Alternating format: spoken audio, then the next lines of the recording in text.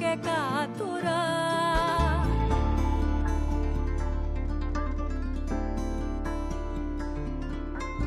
ಅಲ್ಲಿ ಮಿನುಗೋ ಕೆರೆ ಇದೆ, ಕೆರೆಯ ಮೇಲೆ ನೆರಳಿದೆ, ಕಿರಣಗಳು ತಾಕಲು ಒಂದಾಮೆ ನಲಿದಿದೆ. ನೋಡಲು ಡಬ್ಬಿಯಾಕಾರ, ಅದರಲ್ಲಿ ಗುಡ್ಡ